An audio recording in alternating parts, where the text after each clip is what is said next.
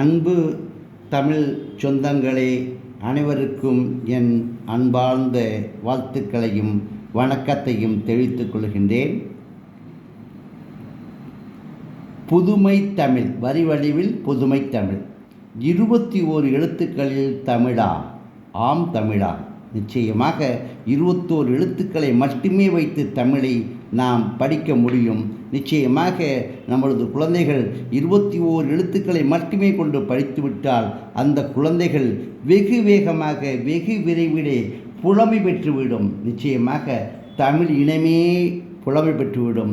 நம்மளுடைய குழந்தைகள் 1ஆம் வகுப்பு படிக்கும் குழந்தை 2ஆம் வகுப்பு செல்லும் பொழுது நிச்சயமாக முழு தமிழையும் படிக்கும் என்றால் நிச்சயமாக நமக்கு சந்தோஷமாகத்தான் இருக்கும். 2ஆம் வகுப்பு படிக்கும் குழந்தை 5 மாதங்களில் 4 மாதங்களில் முழு தமிழையும் படிக்கும் என்றால் நிச்சயமாக நாம் சந்தோஷம் அடைவோம். 3ஆம் வகுப்பு படிக்கக்கூடிய குழந்தை 2 மாதங்கள் 1 மாதத்திலேயே முழு தமிழையும் கற்றுக்கொள்ள முடியும் என்றால் நிச்சயமாக அதிகமான சந்தோஷம் அடைவோம். இன்னும் 4ஆம் வகுப்பு 5ஆம் வகுப்பு படிக்கக்கூடிய குழந்தைகள் ஒரே மாதத்திலே ஒரே நாளிலே கூட கற்றுக்கொண்டு விடக்கூடிய அளவிற்கான புதுமை தமிழ்தான் இந்த தமிழ்.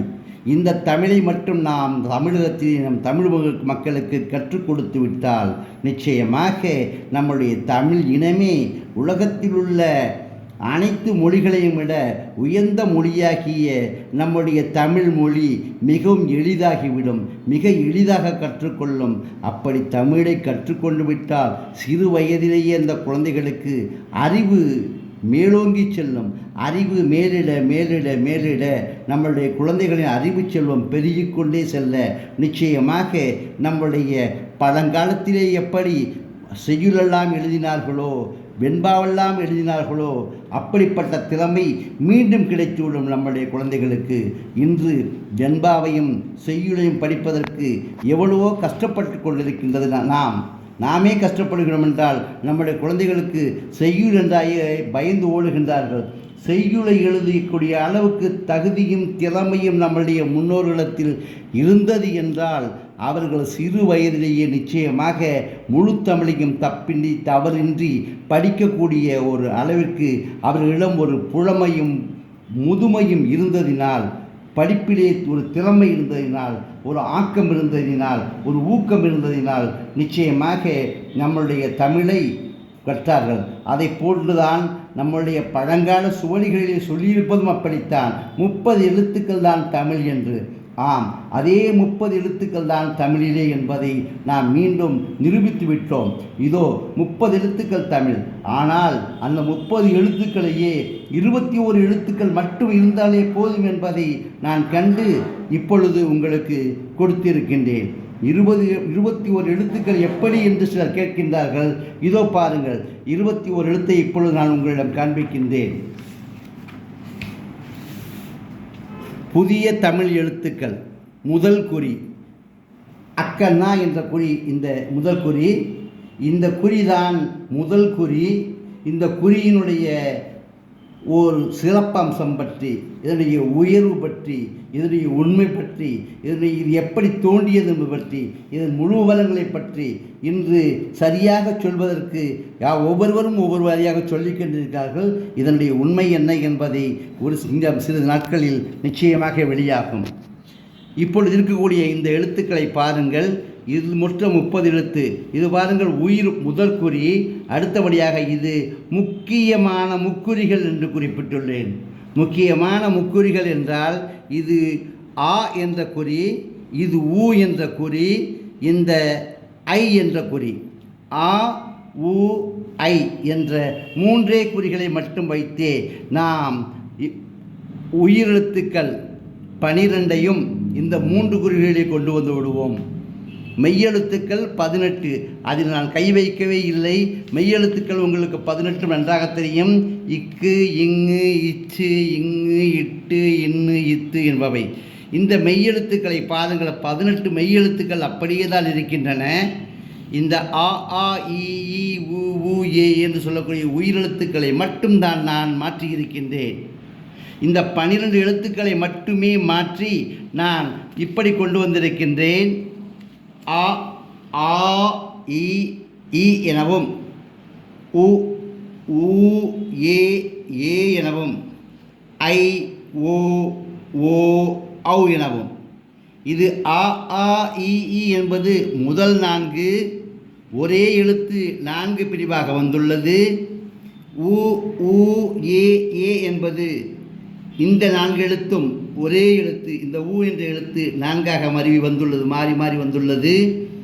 இந்த ஐ என்ற ஒரே எழுத்து 4ஆக மாறி வந்துள்ளது. எனவே இதை முதல் 4 என்று அ, ஆ, இ, இடை 4 என்பது உ, ஊ, ஏ என்பது, கடை 4 என்பது ஐ, ஓ, ஔ என்பது. இந்த 12 எழுத்துக்களை மட்டுமே வைத்து நாம் முழு தமிழையும் தப்பின்றி தவறின்றி படிக்கப் போகின்றோம். நம்முடைய குழந்தைகளுக்கு சொல்லிக் கொடுத்தால் நிச்சயமாக ஒரு வருடத்தில் முழு தமிழையும் தப்பின்றி தவறின்றி தெளிவாக படிக்க ஆரம்பித்துவிடும். 2ஆம் வகுப்பு குழந்தை 3 மாதங்கள் 4 மாதங்களிலேயே முழுமை பெற்றுவிடும். 3ஆம் வகுப்பு இப்பொழுது படிக்க குழந்தை 2 மாதங்களிலேயே முழுமை பெற்றுவிடும். 3ஆம் வகுப்பு படிக்கக்கூடிய 4ஆம் வகுப்பு 5ஆம் வகுப்பு படிக்கக்கூடிய குழந்தைகள் ஒரே மாதத்தில் முழுமை பெற்றுவிடும். நிச்சயமாக பெரியவர்கள் எல்லாம் இப்பொழுது படித்து கொண்டிருப்பவர்கள் 1 மணி நேரத்திலே முழு தமிழையும் கற்றுக்கொண்டு விடுகின்றார்கள். புதிய தமிழிலே வெளிநாட்டிலிருந்து வரக்கூடியவர்கள், வெளிநாட்டில் வாழக்கூடியவர்கள் எல்லாருமே வெகு விரைவாக கற்றுக்கொள்கின்றார்கள். இதுவரை சுமார் 2,50,000 மக்கள் இதை பார்த்து மகிழ்ந்திருக்கின்றார்கள். நிச்சயமாக இதை பற்றிய அனைத்து விவரங்களும் கூறிக்கொண்டிருக்கின்றார்கள். அனைத்து தமிழமும் பெருமைப்படும் விதமாக உள்ள ஒரு எழுத்து முறைதான் இந்த எழுத்து முறை.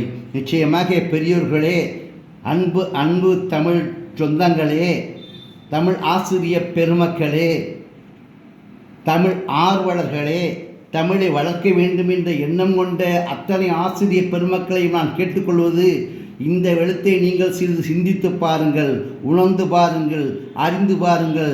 இதன் உண்மை எப்படி என்று சொல்லுங்கள். நிறைய ஆசிரியர்களிடம் சொல்லுகின்றார்கள், எப்படியோ இது மிகவும் எளிமையாக இருக்கின்றது, எப்படி இதை கண்டுபிடித்தீர்கள்? எல்லோரும் ஒரு வழியில் சென்றார்கள் என்றால் நீங்கள் வேறு வழியில் அல்லவா சென்றிருக்கின்றீர்கள், எப்படியோ ஒரு வகையில் கொண்டு வந்து கொடுத்தீர்கள் என்று பாராட்டக்கூடிய மக்கள் நிறைய பாராட்டுகின்றார்கள். அப்படி இருக்கக்கூடிய நேரத்திலே நீங்கள் இது ஒரு முறை பாருங்கள். இது எப்படி என்பதை நீங்கள் தெரிந்து எனக்கு கூறுங்கள். உங்களுடைய நற்கருத்துக்களை நான் எதிர்பார்த்து கொண்டிருக்கின்றேன். என் அன்பு செல்வங்களே, அன்பு சொந்தங்களே, தமிழ் செல்வங்களே, உங்கள் அனைவருக்கும் என்னுடைய வணக்கத்தை நான் கொள்கின்றேன். இதோ கேளுங்கள். இப்பொழுது பாருங்கள், இந்த எழுத்துக்களை பாருங்கள். நான் சொன்னேன் அல்லவா, இந்த 21 எழுத்துக்கள் 246 ஆகிய விபரம் என்று சொல்லியிருக்கின்றேன்.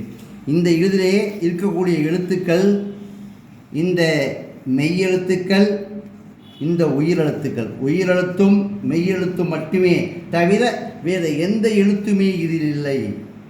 இந்த 247 எழுத்துக்களையும் இந்த உயிரெழுத்தையும் இந்த மெய்யெழுத்தையும் மட்டுமே வைத்து நான் செய்திருக்கின்றேன். இதோ பாருங்கள். நாம் நம்முடைய இலக்கணப்படி இக்கு ஆ கா, இக்கு ஆ கா, இக்கு ஈ கி, இக்கு ஈ கி, இக்கு உ கு, இக்கு ஊ கு. இப்படியே இதை படிக்கிறோம். கா கா கி கி கு கு கே கே கை கோ கோ கௌ. கா கா கி கி கு கு கே கே கை கோ கோ கௌ. இந்த 12 எழுத்தையும் பாருங்கள். இதே போல் ஞா ஞா நீ நீ ஞூ ஞூ ஞே ஞே ஐ ஞோ ஞோ ஞௌ, சா சா சீ சீ சூ சூ சே சே சை சோ சோ சௌ. பாருங்கள், இந்த எழுத்துக்களிலே இந்த 12 எழுத்துக்கள் இந்த 18 எழுத்துக்களை தவிர வேறு எதுவும் இருக்கின்றதா? இதை வைத்தே நாம் சொல்லிக் கொடுப்பவையானால் நமது குழந்தைகள் ஒரு வருடத்தில் 1ஆம் வகுப்பு படிக்கும் குழந்தையும் 4-5 மாதங்களிலே 2ஆம் வகுப்பு படிக்கும் குழந்தையும் 2-3 மாதங்களிலே 3ஆம் வகுப்பு படிக்கும் குழந்தையும் 2 மாதங்கள் 1 மாதங்களிலே 4ஆம் வகுப்பு படிக்கும் குழந்தையும் அதற்கு மேல் ஒரே நாள் 2 நாளில் மற்றும் 5ஆம் வகுப்பு 6ஆம் வகுப்பு படிக்கும் குழந்தைகள், இப்பொழுது உள்ள குழந்தைகள் மற்றும் பள்ளியில் படிக்கக்கூடிய மாணவர்கள் அனைவரும் வெகு எளிதாக கற்றுக்கொள்வார்கள் என்பதிலே எனக்கு சந்தேகம் இல்லை. உங்களுக்கு சந்தேகம் இருக்கின்றதா? வேண்டுமென்றால் நீங்கள் பரிசோதித்து பாருங்கள். நிறைய பையன்களிடம் நிறைய பெண் பிள்ளைகள் கொடுத்து நான் சோதித்து பார்த்திருக்கின்றேன். சின்ன குழந்தைகள் எல்லாம் உடனுக்குடன் படிக்கின்றார்கள், உடனுக்குடன் புரிந்து கொள்கின்றார்கள், மிகவும் ஆவலுடன் கற்றுக்கொள்கின்றார்கள். இதை நீங்களும் நிச்சயமாக சோதனை செய்து பாருங்கள், சோதித்து பாருங்கள். இந்த ஒரு அற்புதம், இந்த ஒரு அருமை, இந்த ஒரு எளிமை நமக்கு கிடைத்தது நிச்சயமாக இறைவன் நமக்கு கொடுத்த ஒரு மாபெரும் பரிசுதான் என்பதை நாம் அறிந்து கொள்ள வேண்டும். இறைவனுக்கு அனைவரும், தமிழர்கள் அனைவரும் நன்றி கூற வேண்டும். இவ்வளவு எளிமையான தமிழை வைத்துக்கொண்டு நாம் ஏன் கஷ்டப்பட வேண்டும்? ஒவ்வொரு எழுத்துக்களை பற்றியும் பலமுறையாக கூறுவதற்கு இதற்கு அர்த்தம் உண்டு. இக்கு ஆ கா, இக்கு ஆ கா, கா என்பதற்கு இப்போ கா என்பார், இக்கு ஈ கி. இப்போ காவுக்கு பக்கத்தில் நம்ம என்ன போட்டிருக்கோம்? ஆவணாவை போட்டோம், அப்போ காவாயிடுச்சு. இங்கே பாருங்கள், காங்கா சாங்கா அப்படியே எழுதிட்டோம். பக்கத்தில் என்ன போட்டோம்? ஆவணா குறியாக ஃபுல்லாக போட்டோம். காங்காச்சா ஃபுல்லாக எழுதிட்டோம், ஈனா குறி எல்லாம் போட்டோம். காங்காச்சா ஃபுல்லாக எழுதிட்டோம், ஈயண்ணா குறியை ஃபுல்லாக போட்டோம். காங்காச்சா ஃபுல்லாக எழுதிட்டோம், கடைசி வரலையும் ஊனா குறியை போட்டோம். இப்படியே எல்லாம் போட்டோம். அப்போ நம்மக்கிட்ட தமிழ் எழுத்துக்கள் மொத்தம் எத்தனை? ஆச்சரியமாக இல்லையா? 21 எழுத்துக்களில் இதை முடிக்கலையா? 21 எழுத்துக்களில் நம்ம தமிழே முடிஞ்சில்லையா? நிச்சயமாக இவ்வளோ கஷ்டம் ஏற்படுமா நமக்கு? நிச்சயமாக இவ்வளோ கஷ்டம் வராது. நிச்சயமாக நம்மளுடைய குழந்தைகள் வெகு எளிதில் கற்றுக்கொள்வார்கள், மிக மிக உயர்ந்த நிலைக்கு வந்தடைவார்கள். இதை எல்லோரும் கற்றுக்கொண்டு விட்டால், நம்மளுடைய குழந்தைகளுக்கும் சொல்லிக் கொடுத்தால், நம்மளுடைய அரசு நிச்சயமாக கண்டிருந்து பார்க்கும் என்று நான் நம்புகின்றேன். அரசு கண்டிருந்து பார்க்குமேயானால், அரசுக்கு மக்கள் தெரிவித்தார்களேயானால், இருக்கக்கூடிய பெரிய ஆசிரியர்கள், மாபெரும் ஆசிரியர்கள், மேலும் தமிழிலே சிறந்தவர்கள், தமிழை போற்றக்கூடியவர்கள், தமிழை உயிருக்கு உயிராக நேசிக்கக்கூடியவர்கள், ஏன் நம்முடைய குழந்தைகள் வெகு எளிதில், வெகு சிரமமின்றி, வெகு சீக்கிரமாக தமிழை கற்றுக்கொள்ள வேண்டும் என்ற ஒரு ஆசை உங்களுக்கும் வர வேண்டும் என்பதுதான் என்னுடைய ஆசை. என் அன்பு ஆசிரிய பெருமக்களே, நீங்கள் இதை கற்றுக்கொண்டு சோதித்து பாருங்கள். திரும்ப திரும்ப உங்களை கூறுகின்றேன், இதை அரசுக்கு சேர்க்க செய்யுங்கள். அரசிடம் சேர்ந்தால் போதும். அரசு சொன்ன ஒரே ஒரு வார்த்தையிலே நிச்சயமாக உலகத்தில் உள்ள அனைத்து தமிழர்களும் என்புறுவார்கள். அனைத்து தமிழர்களுக்கும் இது கிடைத்துவிடும் என்பதை உங்களிடம் கூறிக்கொண்டு விடைபெறுகின்றேன். நன்றி, வணக்கம்.